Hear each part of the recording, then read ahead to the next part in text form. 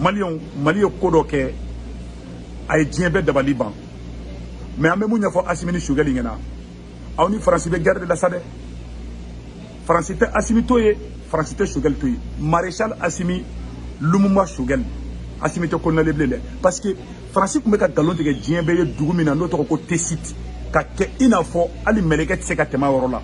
Mali armée de taara o dugu libéré o ma bɛn Faransi ma Faransi ministre des affaires étrangères Jean-Yves Le Drian o de ko Mali sɔrɔsiw bɛ ka succès kɛ ko mais est-ce que o sɔrɔsiw bɛɛ bɛna sɔn Asimi ka fangako ma wa o ye ka tilali don an ni ɲɔgɔn cɛ u y'a essayer k'u bɛ Asimi ni Choguel fara u dɛsɛr'o la sisan Faransi bɛ ka don Mali sɔrɔsiw de la sisan qu'est-ce que sɔrɔsiw yɛrɛ bɛ sɔn ko sɔrɔsiya ka to fanga a fɛn bɛɛ bɛ n bolo n bɛ tila k'a jouer sisan donc a y'aw kɔlɔsi aw kana bi jugu ka minɛn kɔnɔ jugu ye Faransi dɔrɔn de jugu kelen mana o Faransi de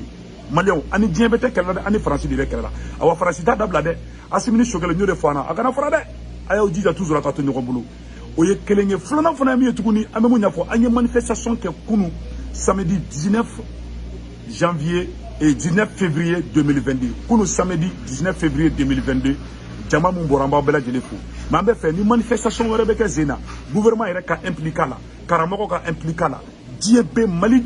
Mali côté bɛɛ chrétien fara silamɛ ni soma ni donso Mali dugu bɛɛ ka mobilisation générale kɛ ORTM yɛrɛ ka bila direct la wallahi o fana ka ɲi kunu t'a ɲɛna dɛ mais ne bɛ fɛ de c'est-à-dire que a kana kɛ anw jeunes dɔrɔn ye quoi parce que je vois que anw jeunes de bɛ ka mobilisation kɛ mais n tɛ jeunesse ko ye bilen nin ye bɛɛ de mɔgɔkɔrɔba bɛɛ de kan ka wele nin ko la an bɛ gouvernement wele Maréchal Assimi colonel Assimi tɛ bilen Maréchal Assimi an b'a ɲini premier ministre Choguel fɛ an ka wuli mobilisation de kan ka tugu ɲɔgɔn kɔ pour que Faransi ka taa le plus vite possible n'o ma kɛ Faransi ta tɔ ma kɛ o ye kelen ye n bɛna kuma kelen fana fɔ aw ɲɛna u bɛna yɔrɔ dɔw bɛ yen n bɛna olu clarification di Maliens ma yanni an ka don o la n b'a fɔ an ɲɛna manifestation kana dan kunu samedi ta ma semaine o semaine an ka manifestation kɛ n'an tor'o la walahi Faransi bɛ taa le plus vite possible et puis diɲɛ bɛɛ b'a dɔn o la k'a fɔ ko Maliens bɛ Asimi fɛ et puis Faransaw yɛrɛ bɛ pression fana kɛ hali n'u bɛ fɛ ka jeu kɛ jeu bɛ troubler u bolo Maroc y'o de kɛ la marche verte manifestation ani la guerre médiatique o dɔrɔn de bɛ se ka Faransi gɛn rapidement Asimi y'a seko kɛ Choguel y'a seko kɛ mais an b'a ɲini gouvernement fɛ ani Asimi toujours aw yɛrɛ fana ka impliquer ko in na n'an bɛ manifestation wɛrɛ kɛ ministre bɛɛ ka tini don i n'a fɔ siɲɛ dɔ in ta kɛra cogo min na an bɛɛ ka impliquer bɛɛ ka y'a la an b'o de fɔ bɛɛ lajɛlen na bɛɛ ka ye hali karamɔgɔ minnu bɛ misiri kɔnɔ an b'a ɲini Maréchal Assimi fɛ ani Lumumba Choguel a ka Mali mɔgɔba bɛɛ wele an bɛɛ ka bɔ mɔgɔba bɛɛ ka ye c'est très symbolique Maroc y'o de kɛ wallahi c'est très symbolique ni mɔgɔba bɛɛ yera na an ka bɛɛ rassemblé ɲɔgɔn kan wallahi Mali b'a ka fɛngɛ sɔrɔ o yɔrɔ tɛmɛnen kɔfɛ ka bɔ a la Maliens yɔrɔ dɔ bɛ yen n bɛn'o clarification di aw ma parce que Maliens caman ma faamuya logements sociaux ko la logements sociaux a qualité ka ca un d'abord ni logements sociaux bana jɔra nombre dɔ bɛ yen o bɛ di assemblée ma nombre dɔ bɛ yen o bɛ di ministère ma président fana bɛ yen nɔ logements sociaux hakɛ dɔ bɛ compter k'o di présidence fana ma n bɛ fɛ Maliens k'o yɔrɔ de dɔn ni logements sociaux dira président de la république ma maa min ka d'a ye a b'a d'o ma minnu fana bɛ yen ko se t'u ye olu fana ka catégorie bɛ yen a bɛ fɔ olu ma ko les F3 o bɛ o kalo kalo bɛ sara 70,000 de la o bɛ di minnu moyen ba tɛ minnu ye mais a tɛ sɔrɔ fu fana na n bɛ fɛ Maliens k'o yɔrɔ de dɔn parce que aw b'a dɔn ni jugu bɛ fɛ ka don aw ni ɲɔgɔn cɛ u bɛ kow manigancé cogo dɔ la ni logements sociaux dɔ dira ministère ma ministère mɔgɔw bɛ se ka di u yɛrɛ bɛ se ka dɔ ta u bɛna fɔ mais o logements sociaux bɛ di président de la république ka fɛn kɔnɔ présidence ma olu minnu jɔlen bɛ o jɔcogo ani mun bɛ di sentantigiw ma o jɔcogo hali u tɛ kelen ye n bɛ fɛ ka nɔgɔ de bɔ o yɔrɔ la aw k'o yɔrɔ faamuya o tɛ yuruguyurugu ye dɛ o bɛ yen yɛrɛ de dɔ fana bɛ di sɔrɔsiw fana ma bon n'i ye dɔ bɛ di sɔrɔsiw ma dɔ bɛ di furuyatɔw ma bɛɛ n'a ka catégorie de don dɔw fana bɛ kɛ tirage au sort ye tirage au sort ye jumɛn ye bɛɛ b'i ka dossier la don dossier bɛ étudier ka tirage kɛ i n'a fɔ l'autorité o fana qualitéw fana bɛ yen a qualitéw bɛ yen a dɔw fana bɛ yen nɔ i bɛ 2 millions de déposit kɛ n'o tɛ u t'i ka dossier accepté fantan bɛ se k'o kɛ yan c'est pour vous dire que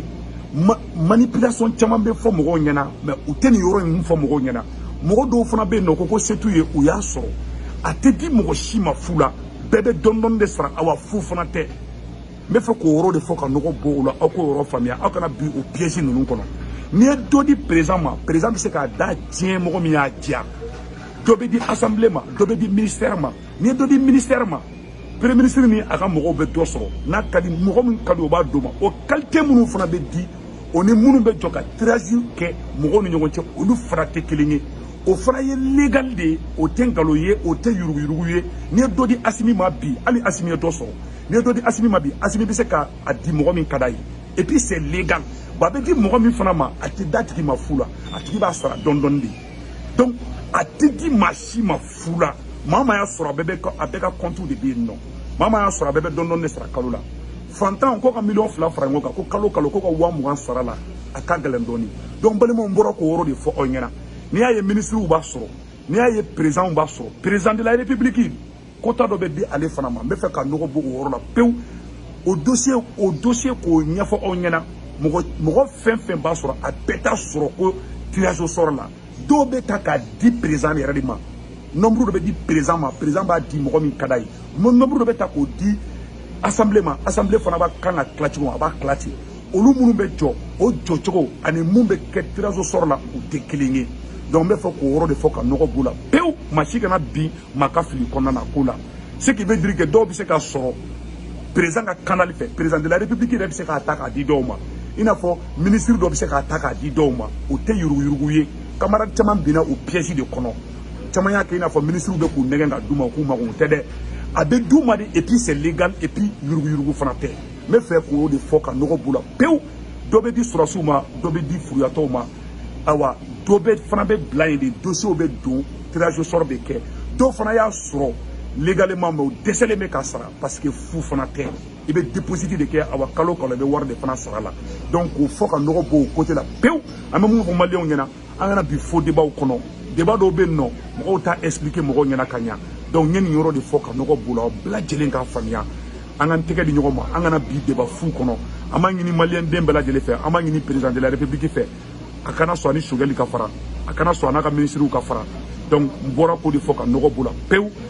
anga zone de tessit ye galon chaman tiganye zone de tessit yorona mais mali o récupérer bi amani ni erebelu fana fait erebelu ka marfada machi kana kelebi Moussa Atayar le ministre de la jeunesse asimi ni tien garder quoi mo chaman ba fo erebel do ne de te fait fara ka do al ñokonche aka équipe une kan aka fara do ar man ñokonche fo débat chaman be mo ko ta expliquer mo ko ka famia ali mali zone de 3 frontières mu récupérer sanno uma communication ñena mama kala ne ora to kunu ne vidéo direct ke ka ñafa mo ñena zone stratégique de tesiti yoroyni zone stratégique de donc am woro mina bi angana bi fo débat kondana angana bi fon kondana fem be no ni aba en distrait angana bolu kondana anga ñesi mu mabi mali le be ka libérer bi tare for an kumbi Francisco yoro ma ko mo si se ka tagayi armée malien de tarayi mali libéré la ambe asimi fo ambe Choguel ni asimi aka teke di ñogoma akara to mo ko ka do an ñogoche mali jeunesse M5 yere wolo abaka teke di ñogoma akara ñogona kushi akara se ñogoma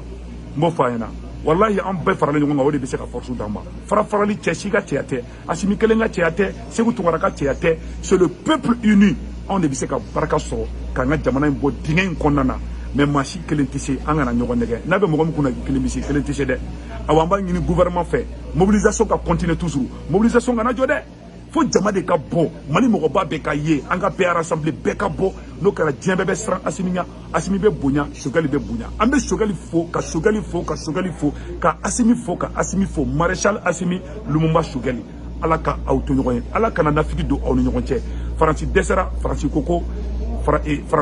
et comment on appelle là, ko Choguel ni asimi ko faut que Choguel ka boui ou kuma chama fo mais asimi ambe asimi fo nyoro la balimaw ayere ka Jean-Yves Le Drian ayere kuma kanaja avec un moufo mali sur asul ñonche. C'est renforcé, il y a 40 000 hommes maintenant. Est-ce qu'elle est capable, avec la junte au pouvoir, de lutter contre les terroristes?